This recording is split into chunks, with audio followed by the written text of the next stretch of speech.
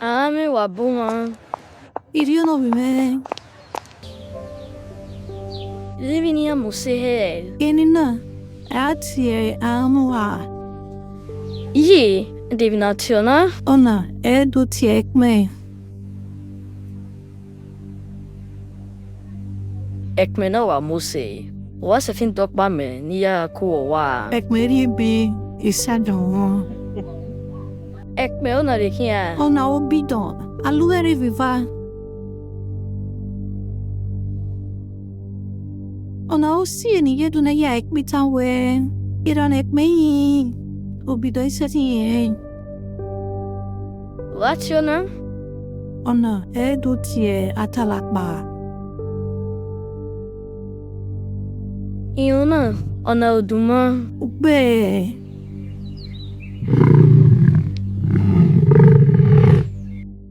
This is Citadel of Edo Language. Wadiala zedo. Amaze woma awi.